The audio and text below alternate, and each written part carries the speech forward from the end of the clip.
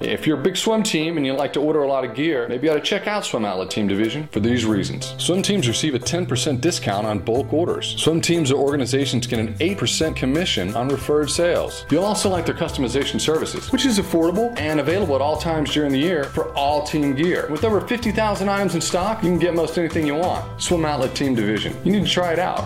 You'll be glad you did.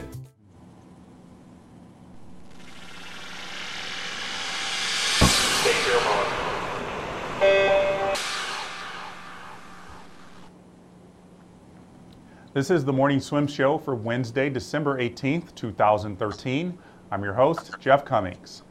Giles Smith has been and also ran in the 100 fly at the NCAA championships for the past 3 years, but now he's primed to stand at the top of the podium in the event based on his performance recently at the Texas Invite. Smith swam a lifetime best 44.73 to win the event, his first time under 45. Let's not waste any more time and bring in Giles Smith in the Finis Monitor from Tucson, Arizona. Giles, great to see you again. How are you? Doing well, Jeff. How are you doing today? I'm doing excellent, thank you. So, at the elite level, as you may know, it's not easy to drop almost a second on your lifetime best. So, spill the secret. How were you able to finally get under 45? A little bit of luck and a lot of training. A little bit of luck, a lot of training. Well, that's pretty much the way every swimmer pretty much gets through to this level. Yeah. I just tried to hit all my walls, make sure I really didn't die too much. Still died pretty bad the last 25, but that's all I was really thinking about, just going out extremely fast and just trying to maintain as opposed to being too patient with it. I like to be real aggressive the first 50 and just try to get some open water. I feel like I swim a little better in open water, so I think that just all helped. Well, when you were last on the show in January, you talked about the fact that you wanted to have 4 solid lengths of butterfly, and you thought at the time that was going to be the key for you to win in NCAAs, which it sounds like you finally got that. Is that true? Yeah, no, I'm pretty close. But I mean, to get to the real deal level, I think even to win the NCAA championships, you're going to have to be at least a 44.3 in my mind to clearly win. So, I mean, I still have a long ways to go. I got to figure out how to come home. But that was the best 4 laps put together, especially the final swim that I've ever done in a yards 100 fly.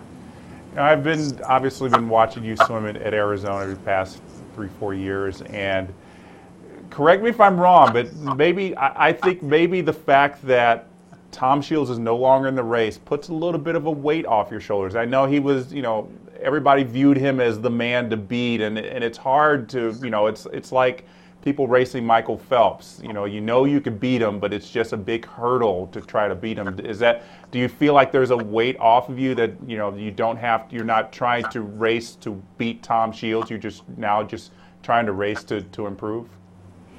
Well, it's not as much, I'd say, necessarily about Tom, but it's more the fact that I'm a senior, and this is like my last ride, and I really have to do everything right. I mean, I can't have any regrets. I at least want to, if I don't bring home the title and we don't really succeed as a team, I just don't want to have any regrets anymore. So, I mean, I'm laying it out in practice. I'm going nuts in the weight room. I'm trying to do every little thing I can, recovery, ice tubbing, all the little things that will make me a lot better. And that's what I'm just trying to do and focus on a lot this year, is just focus on the little things. Give me an example of a set that you have done, that you did before the Texas Invite, that you'd say is one of the keys that really helped you go under 45.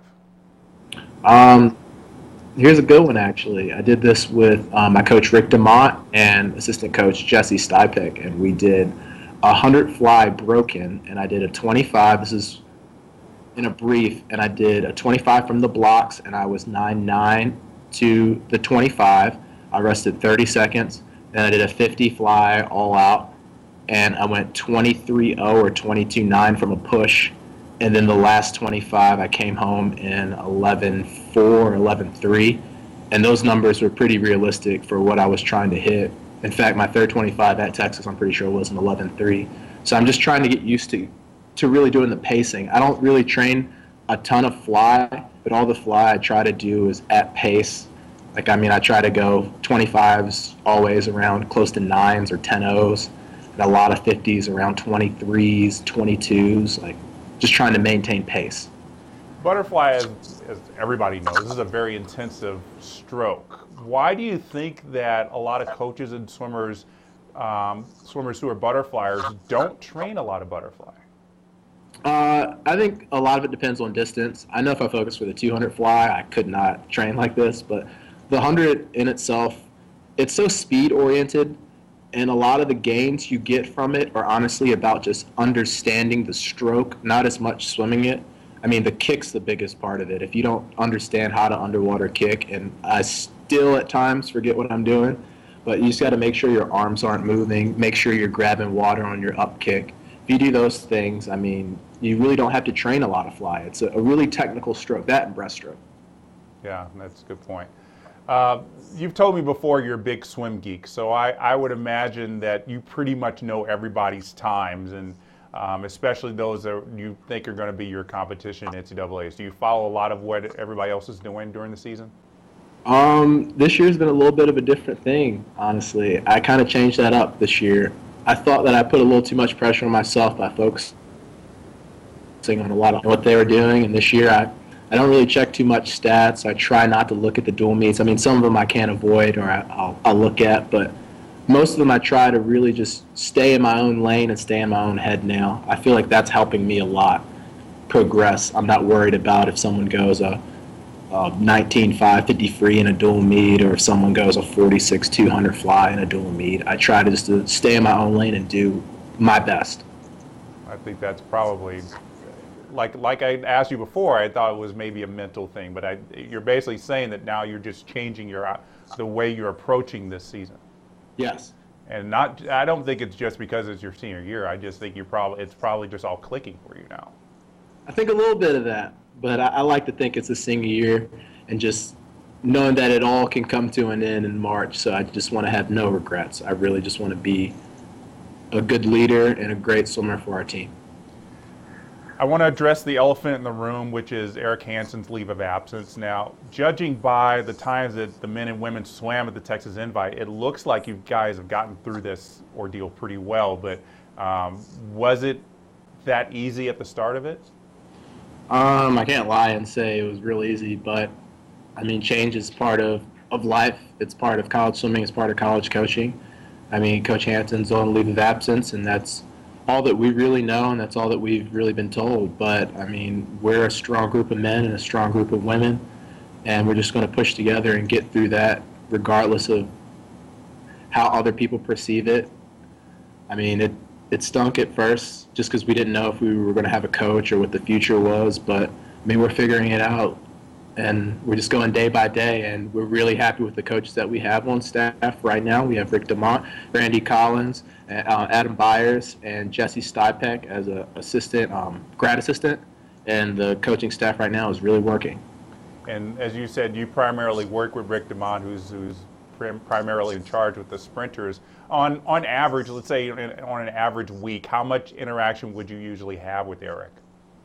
I'd say a good bit, probably like 2 to 3 times a week. We would sit and talk because I'm a team captain, so he would meet with us and we would all talk. But he wasn't my primary coach, but I mean, when we trained together, he would help me with little things and details and all that. Okay. So he's definitely a part of my swimming.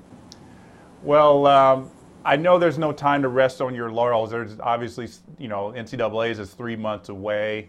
Are you getting excited about the fact that, it's coming up, especially now that you've swum fast, or are you kind of like, I really need the time to really get ready for this? Well, the beauty of it is you have 3 or 4 months, and the way that we progress our seasons is we gradually build from August to December, and then you kind of get through finals and all that like we're doing right now, and then try to set up and really kill it in March.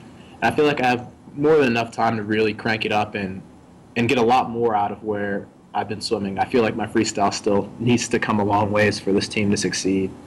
The butterfly, I still need to figure out how to hang a little tougher on some of those relays when I'm swimming 3 or 4 times a week. So there's still so many more things, and the beauty of it is just have so much time. So I mean, a month of swimming to me, you can make drastic changes. So I'm very happy and blessed that I have 3 months. Something I've been curious about, I don't think I've ever asked anybody at Arizona, is the dual meet season in the fall, especially for you guys, is tough because your focus is on the Texas Invite. So going through, say like recently swimming against USC and losing to USC, how do you guys mentally get through that and say, the focus is December when obviously you want to win a dual meet? I mean, it is hard, especially just because you swim a team as talented as SC and you want to be on their level and you want to compete with them, beat them, it's just the way the rivalries work. But you have to have a bigger picture of what's going on. I know for me that winning a dual meet against USC at the end of the day, and for our team, really, it doesn't do it as, let's say, a top 3 finish or a top 2 finish or a national title brought to Arizona. That is remembered forever as opposed to the little dual meet wins, which you remember for a day or two. Sometimes I have so much fun talking to my guests on the Morning Swim Show that we've run a little bit longer than we expected. So we're going to break up this interview with Giles Smith into 2 parts. So make sure you come back tomorrow for part 2. I'm Jeff Cummings. Thanks for watching.